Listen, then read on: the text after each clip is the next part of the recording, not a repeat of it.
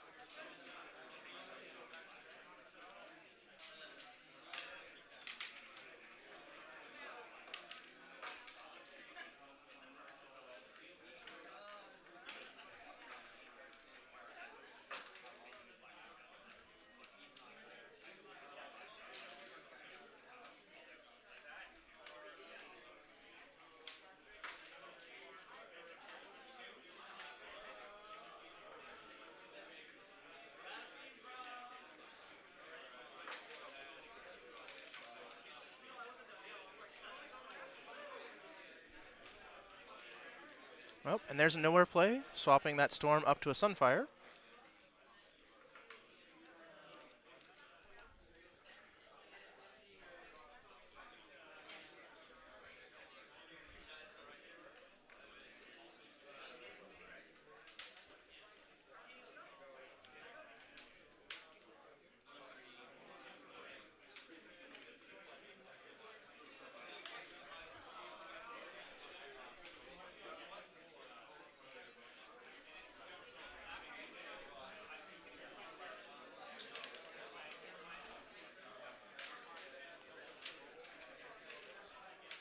So this is just Laurier explaining the nature of Sunfire. Oh, I need to go make a ruling at another table.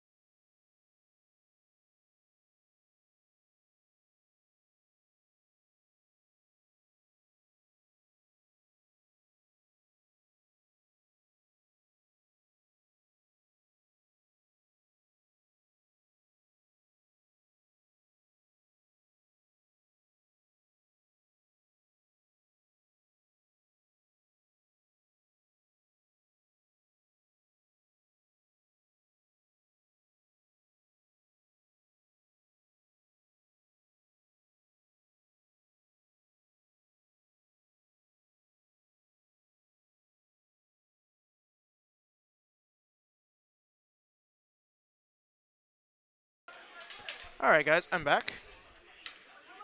And just for those who are tuning in today for the first time and haven't tuned in before, quick reminder, my name is Shaw, the Royal Falcon, or Shaheen, whatever you want. I am our Dice Masters head judge, as well as our commentator. We have 9 players available, so every once in a while you may have no audio. That is due to me muting the mic and having to go do judge the items like, rulings or put in results, things like that. So if there is no audio, there is nothing wrong with the stream. It is simply that I am not on mic.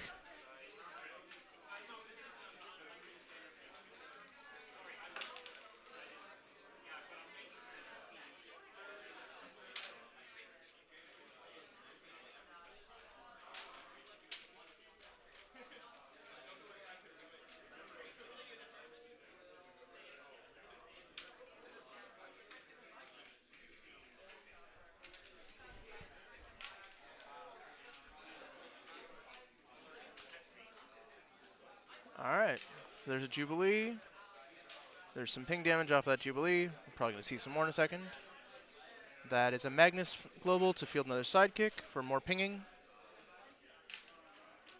Now a Billy Club Global to pull back down a mask, I expect, so that he can use the Magnus Global on Nick's turn.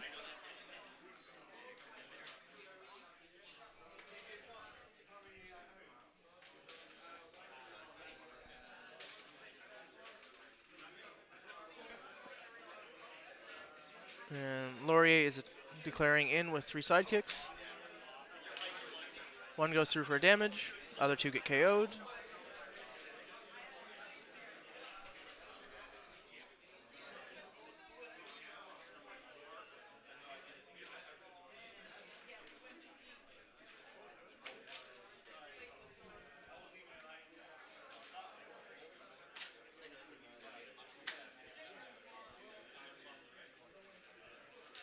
Let's see what Nick can do here. There's an activation of the bat signal, just simply get it out of bag, as right now his attune triggers really do very little between Bishop and the Sunfire. Although he could have chosen to use the attune to pop that sidekick, but I guess he decided he didn't want to.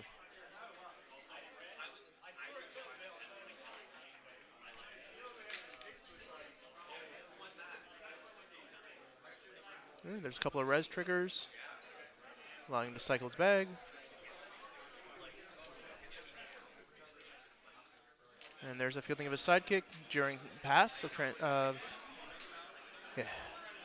Sorry, folks, I'm a little tired, so sometimes my words get mixed up. There's a Storm, as well as a couple sidekicks. Oh, and a Nowhere if he wants. So he's trying to decide what to keep. I fully expect he'll keep the sidekicks and the Storm.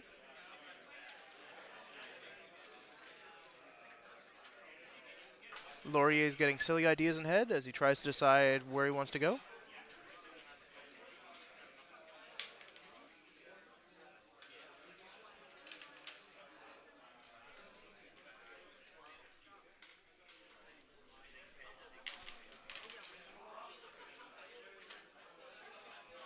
There's a sidekick for ping damage, another one for another damage. Gotta love how strong Jubilee is. Storm is up, looks like on mid-face, so there can be mutation shenanigans here to get awakening triggers. We'll see.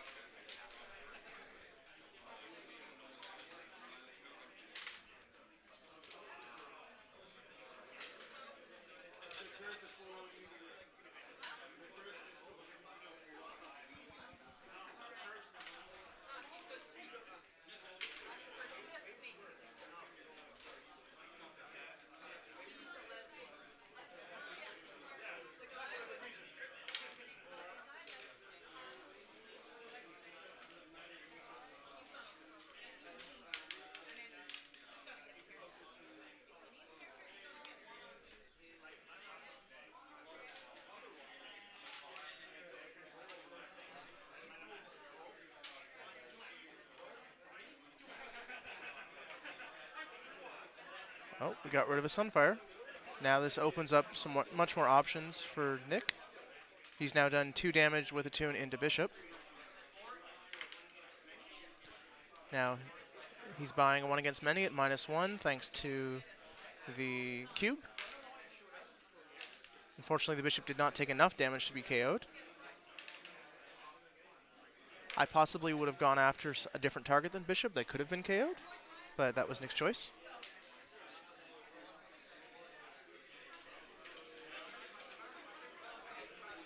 think at this point Laurier is really enjoying himself because he's brought a team that he just wanted to play. As he was trying to decide last night if he should bring a Yuan-Ti team like everyone else or if he should play something that he enjoys. He's obviously decided to play something that he enjoys.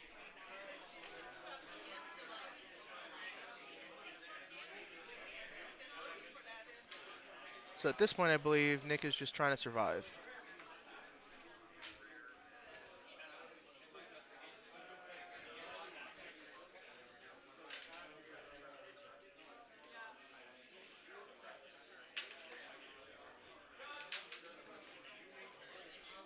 Oh, so Jean Grey's on max phase because he just cost him 2 to fielder. So that means she's doing 3 damage to anything he fields. So I think Nick may be a little bit locked down at this point.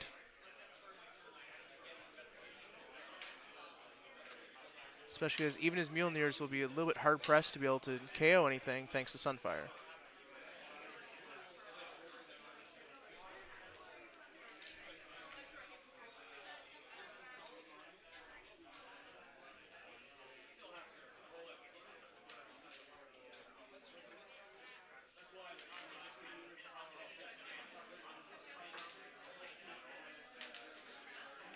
Alright, so now Nick is admitting to Laurier that he feels like he's in a tight space. So we'll see what Laurier does. He's got 1 energy available. I feel like, oh, he's doing shenanigans with mutation. So he's actually spun down his Morlock in order to get Sunfire bigger, and then pass turn.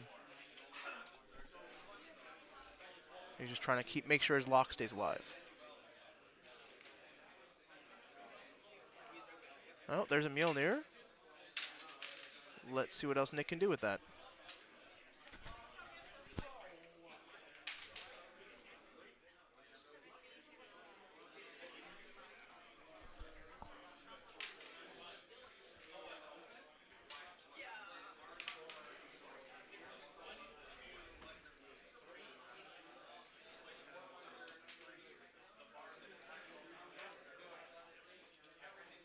All right, so just explaining how Mjolnir will interact with the Sunfire reduction.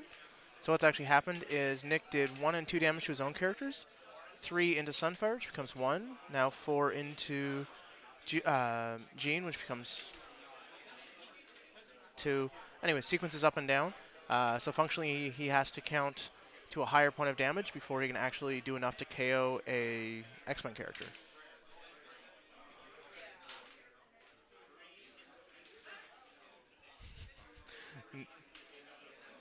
Nick has bought another Zendala, and then just finishes up with the res. Back over to Laurier.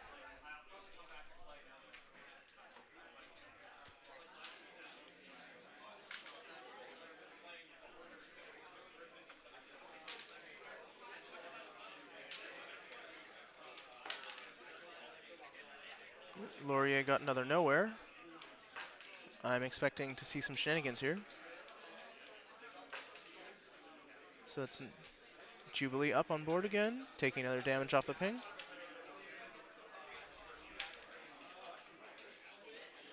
Now Laurier is just doing the math to see if he can swing for game.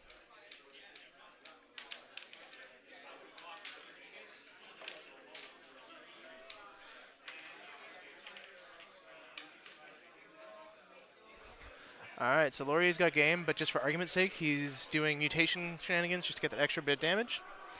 Alright, so Laurier won. He seems quite amazed about it as he's now kind of going, ah! Oh, and now he's realizing he forgot Shriek on the team. But he still did really well and has his first win over Yuan-Tis. So guys, I'll be back in a few minutes with a summary of the round and then move on to the next round. Talk to you in a bit.